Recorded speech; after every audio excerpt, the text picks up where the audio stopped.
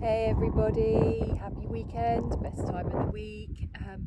Beautiful sunny skies, crisp blue skies, fresh air. We'll all be wearing t-shirts and flip-flops next week, hey? I wish. I thought I'd do some content on calling people out and handling other people's demons. It can be in any type of connection, friend or foe.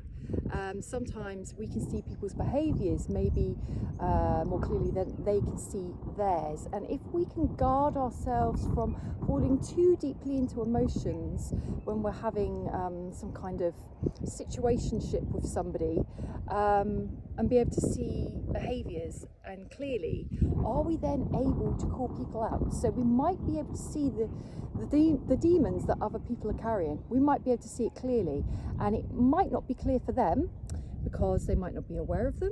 They might not want to do the work on them. They might be very uncomfortable with them, and they might be projecting them back out. So, you know, if you highlight something to somebody and they get super defensive really quick, you've touched a nerve of some kind, some area they don't want to go near. How much can they own it? The problem is with other people's demons and us is that if people are not managing their own stuff, where does it become a problem for other people?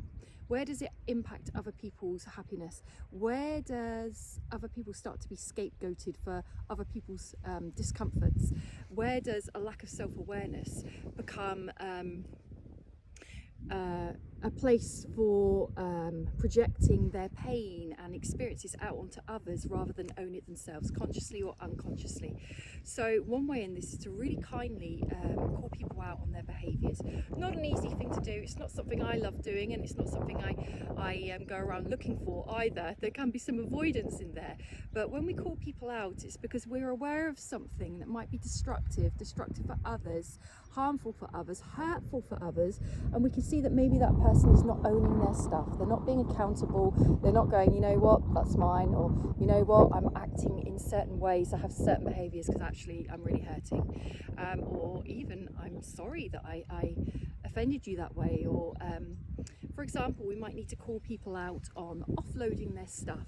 And it might be that person is offloading all their stuff on you, but you know what? You're at capacity, you're exhausted, you've had a really bad day at work, you've got lots of stresses yourself, you've got no capacity for yourself, and you're being offloaded on. Are you able to say to that person from the heart, you know what? I'm really tired and I'm not feeling great, I'm not feeling myself right now, and how about I think I'm going to go home. I'm really sorry you're going through that, but I can't really give you what I'd like to give you on that right now. Or actually, right now I've only got 15 minutes. That's all I've got. That's all I can spare, I'm afraid, because I've got this, that, and the other to do. So we're not really justifying ourselves. What we're doing is putting in boundaries. So calling people out on their behaviours. Can we hold people accountable? Can we suggest to them that maybe they've got something going on and it feels like their words are maybe a little bit brutal? Their words might be a little bit abrasive, or they're harming you, they're hurting you, or their behaviours are, and that maybe they, in the nicest possible way, need to take a little look at some of their stuff.